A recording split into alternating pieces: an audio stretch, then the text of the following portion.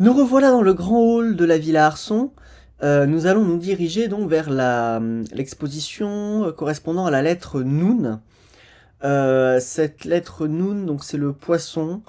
Dans les descriptions un peu mystiques de cette lettre, il y a l'idée d'une énergie un peu féminine. Et puis surtout l'idée comment dire, d'affronter nos peurs, d'affronter nos peurs les plus profondes, voire les plus absurdes s'il faut. Alors du coup, pour cette lettre Noun, je vais pas rentrer tout de suite parce qu'il y a de la musique. Cette lettre Noun, j'ai voulu parler des soirées à la Villa Arson, qui en général se passent ici, à cet endroit-là, voilà, autour de ce bar qui s'appelle, de cette cacahuète, donc c'est le nom du bar, qui normalement est en bois, mais que là j'ai décidé de faire en verre. Et donc on reconnaît en fait cette forme qui en fait est la capsule de téléportation vers toutes les autres zones qui ne sont pas la Villa Arson dans ce jeu. Alors du coup, pourquoi les soirées? Pourquoi le lier à la lettre Noun qui parle des peurs? Il se trouve que la nuit, quand on travaille tard à l'atelier et qu'on rentre, déjà il y a une ambiance de solitude un peu lugubre dans les rues de la villa. Et puis surtout qu'on arrive là aux portes là-bas. Tout le grand hall est éteint, donc c'est noir. Et en fait, il va y avoir une soirée. Des fois, il y a des soirées ici, c'est-à-dire sous la cacahuète. Donc autant dire qu'il n'y a que là qu'il va y avoir un peu de lumière, tout est dans le noir, mais on a les basses comme ça, et les cris qui remontent, mais un peu, de manière un peu lointaine aussi. Donc on a quelque chose de très fantomatique, d'un peu lugubre, inquiétant, qui remonte comme ça, qui donne une impression très cauchemardesque à ce moment-là. Et c'est une impression que je trouve assez forte, l'air de rien, qui pourrait être intéressante d'ailleurs d'être remise en scène à un moment donné. Mais du coup voilà, et alors pour rejoindre aussi l'idée de puissance féminine, j'ai décidé donc de proposer à Mathilde Fernandez euh, de, de m'accorder, on va dire, les droits de diffusion de ses chansons et de certaines chansons aussi de Ascendant Vierge. Et donc, c'est une soirée dans laquelle on va rentrer dans un autre espace que la Villa Arson, qui est une sorte de grande cathédrale avec certaines formes architecturales qui vont rappeler la Villa Arson, comme les pyramides de lumière. Mais donc, on a une grande soirée sur une musique, sur des musiques, sur une playlist de musique de Ascendant Vierge de Mathilde Fernandez.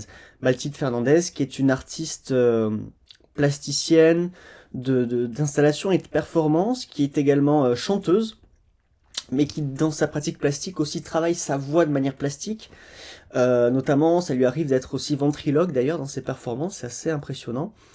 Et voilà, en ce moment, elle est plutôt sur sa carrière de musique. Et donc avec sa formation solo, elle a plutôt quelque chose d'un peu pop, électropop, avec une voix vraiment lyrique à la Kate Bush. Quand je discutais avec elle aussi, on avait cette référence en commun où quand on était jeune, on écoutait d'ailleurs, enfin, tous les deux on écoutait Nightwish, et notamment la chanteuse Tarja Turunen, voilà, qui est une chanteuse lyrique assez incroyable. Et puis, il y a quelque chose qui a bien marché avec Ascendant Vierge, donc c'est sa formation avec Paul Seul. Donc là, on a quelque chose qui est plus musclé en termes de musique, en termes de musique électronique, voire de techno. Voilà, on a quelque chose d'assez pas brut, mais d'assez costaud, mais avec la voix de Mathilde par-dessus, qui rajoute un peu de lyrisme, un peu de... Enfin voilà, c'est assez envoûtant. En tout cas, c'est quelque chose qui marche assez bien. Euh, voilà, et du coup, on va arriver dans la soirée. Je sais pas si on va écouter plus que l'intro. En tout cas, voilà. Donc là, on est dans cette architecture très sombre. Attends, c'est une soirée. Dans le fond, on distingue des vidéos sur Beat Saber. Je trouvais que l'esthétique Beat Saber correspondait bien à une soirée comme ça, d'autant que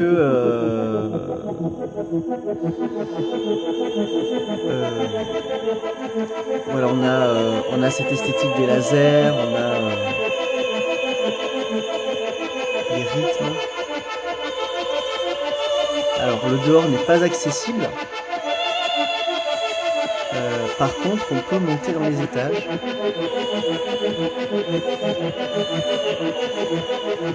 Alors, il fait très sombre là sur mon écran.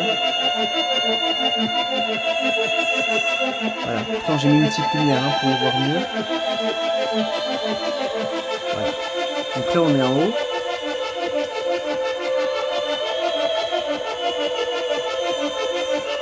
Là on voit peut-être un peu mieux comment est fichue l'architecture.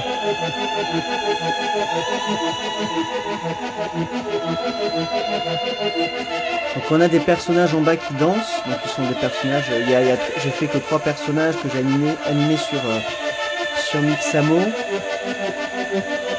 Après la particularité ici du fait que ce soit seulement des personnages roses comme ça, un peu Unlit, c'est qu'en fait quand j'ai exporté le projet de jeu sur notre projet Unity, il ne m'avait pas chargé les textures, il fallait recharger les textures des personnages. Or, je trouvais cet effet rose flashy uni assez beau et en fait moi ça m'intéressait ce côté un peu fantôme justement de la silhouette et voilà, c'est pour ça que je l'ai gardé. Donc là on est sur le titre Discoteca de la Saint-Mandière. Et alors avant de repartir, j'aimerais aller tout en haut.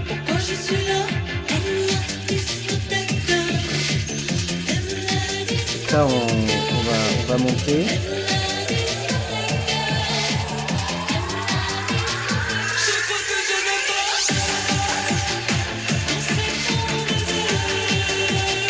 Là on voit un peu l'extérieur, bien qu'on ne puisse pas y avoir accès. Donc là il y a une possibilité d'ailleurs d'aménager cet extérieur pour en faire autre chose que juste une soirée à la Villa Arson.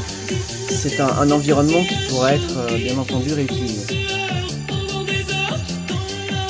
Et donc je voulais quand même vous montrer voilà, l'extérieur.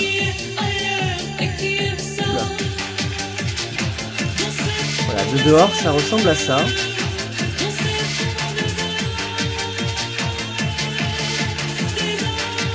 Donc on reconnaît les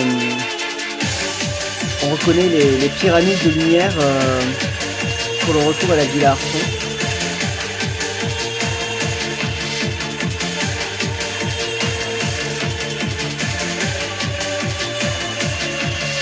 Alors après la texture des tuiles du toit est Unlit, dans le sens où on n'est pas trop censé aller là, on peut y aller, c'est toujours intéressant, mais de manière générale ça se passe plutôt en bas et c'est vrai qu'on voit pas si on les voit quand même.